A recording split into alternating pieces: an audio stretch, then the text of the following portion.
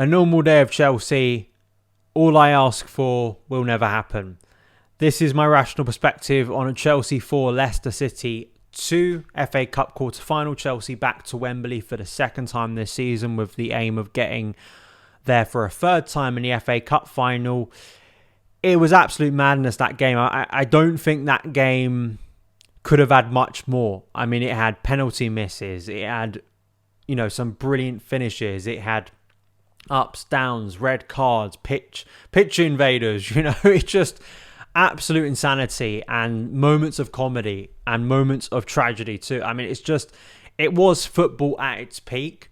And, from a neutral and I guess from a Chelsea fan perspective, reactively going back and watching that game, it is a lot more enjoyable, the ups and downs. But when you're experiencing it, isn't that funny? Isn't that enjoyable? And, again, I do have severe questions of Mauricio Pochettino and his decision-making, especially when it comes to the first team, the prioritization of certain players over others and actually that not benefiting us in the long term.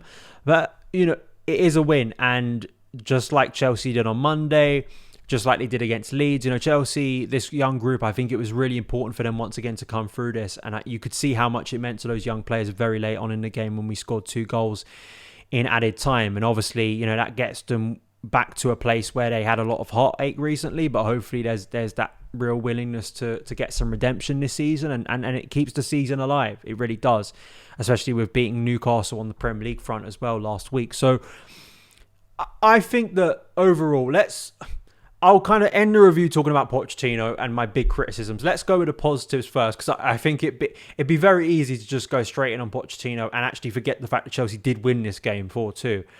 And some real positives. I thought the way Chelsea isolated the back three of Leicester was not overly surprising, but I thought we worked it well, especially in the first half. They play this very wide back three, especially in possession. They're very progressive. And, I thought that Chelsea would have the ability to hurt Leicester and to isolate Leicester. I thought Nicholas Jackson down that channel against Vestergaard in the first half to create that goal. Great movement from Jackson, and then great awareness to just easily play the ball across the box for Marc Cucurella to score his first Chelsea goal. So a decent week for him. And then we kept on breaking on them because, Leicester, as I also said in my preview, under Maresca, they are a very, I think, proficient team in the way they're able to play the ball round. They have a comfort in possession. I think without Jamie Vardy, that was a massive miss for them today. Just to, that experience, we talk a lot about a lack of experience at Chelsea. I think it really did hurt Leicester that they didn't have that focal point. They didn't have you constantly see like Dewsbury Hall, the big creator of Leicester, was doing the first part, but was looking for his number 9 to play to, and he just didn't have it today. And I thought that's why, Chelsea maybe were let off the hook a few times, but then it made that ability to then transition to turn the ball over, to go at their back three a lot easier for Chelsea. And we should have been 2-0 up. Raheem Sterling deciding to take the ball away from our best player this season, who's been rifling penalties in left, right and centre, and misses the penalty. It's a big opportunity missed, and we had several other big opportunities in that first half that went begging. But finally, at the end of the half, Sterling redeems himself, at least for the time being, with a ball across the box. It was good movement from him on the left, real willingness to maybe make up for it. He plays the ball across to Cole Palmer, who scores yet another goal this season at Stamford Bridge. And you're going into half-time thinking, yeah, we've had chaotic moments, there's been shaky moments, but we're at least comfortable. And then the second half slump begins. Firstly, with Disasi deciding to give Leicester a lifeline and make the game interesting. Again, I'll get to Sanchez at the end. But, that in itself was a classic Chelsea moment. You expect these lapses, unfortunately, with Chelsea. You're never quite sure when they're going to come, but they usually always come when Chelsea are in the lead. Again, mentality thing of this Chelsea team really struggles to dominate games. They struggle to be ahead in games, and that's a problem, right? Last season, I thought the real problem was, that team last season couldn't do anything, right? But their problem last season was if anything went against them, like they went 1-0 down, the game was over. I don't think this team is to the same extent. Like, I have more confidence this team can go a goal down or be pegged back, and then as we saw today, find a winner. It's more so their inability to manage games when it's going well. That's something that is just every single game I feel like I'm talking about, and I feel like we're all talking about. So again, not new analysis, but then the way Mavididi. I mean, it's a brilliant finish, but just I'd be critical of Malo Gusto there, and critical that he had so much space on the edge of the box to cut inside. It's a perfect finish, but this is a guy who's been a quality player for Leicester throughout the season, and I expect Premier League level defenders to be doing a lot better.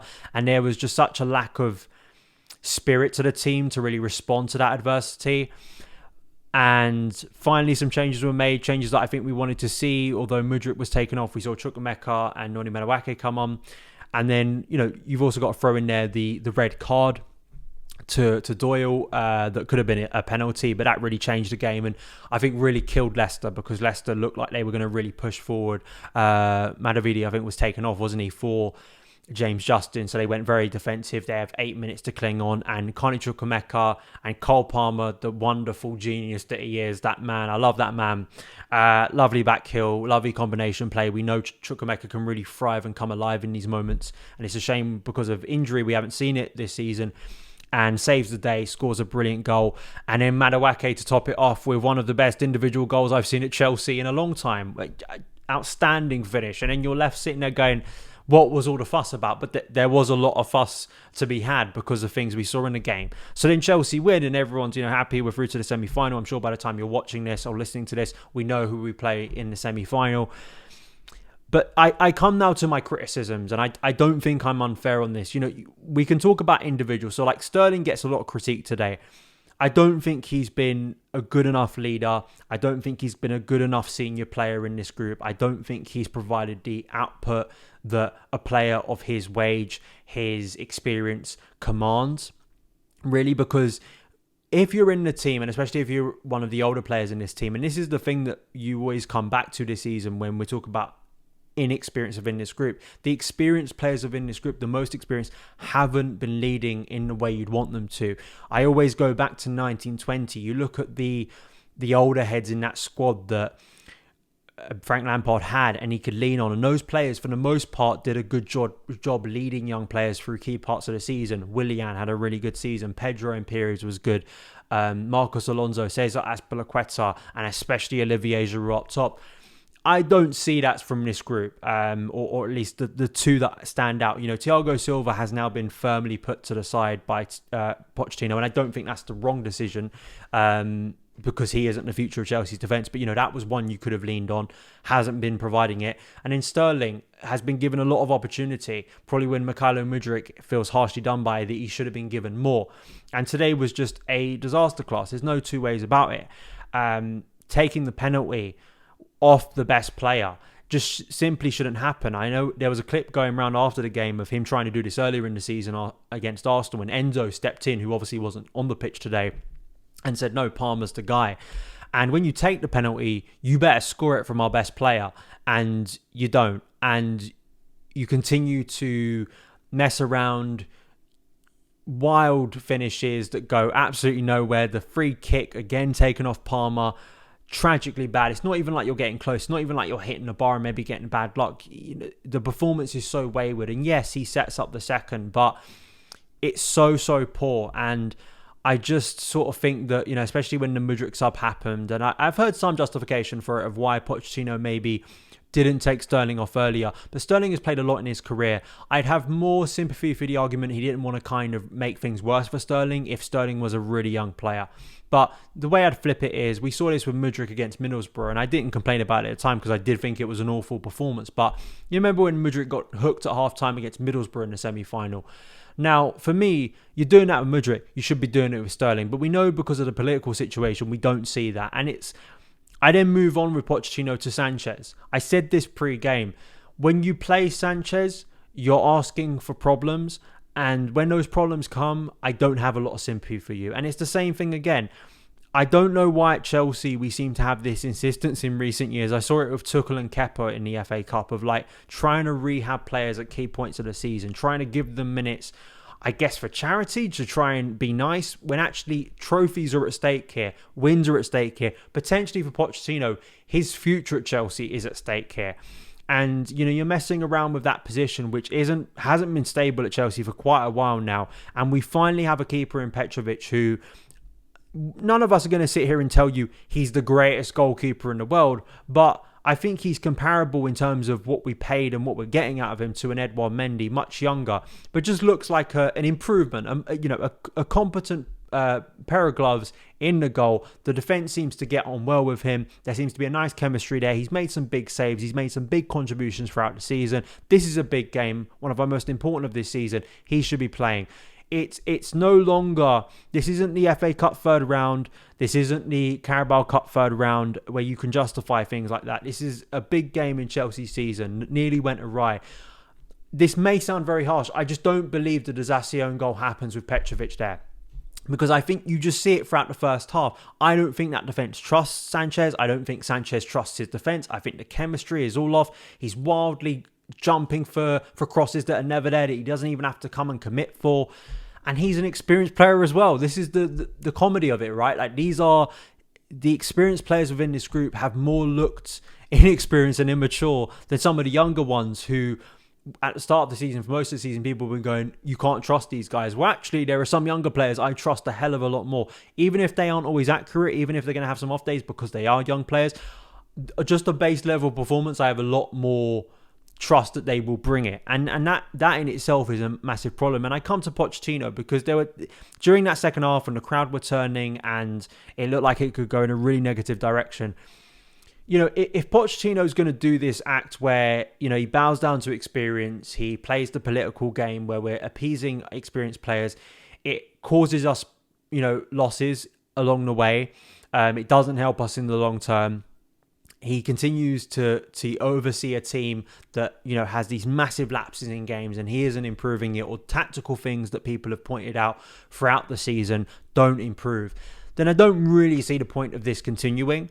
If he does what he did with Silva, which was like a real positive sign for me of like him putting his foot down and clearly seeing that tactically, or at least from my perception of it, isn't working, he needs to have a firmer hand with Raheem Sterling. He needs to have a firmer hand with players like Sanchez. I do not want to see players like that who haven't been performing anywhere close to what they should be for what they're being paid, or just what their experience level should bring, starting over ones who I think are exciting. Mudryk has shown promise in recent weeks. Carney Chukwuemeka is back. Noni Madueke. If this is going to be a young experiment and you brought Pochettino in because of his clear expertise in that area of developing young players, I just don't see why we're waiting around. And I think it's taking up minutes, and it doesn't feel like it's helping us.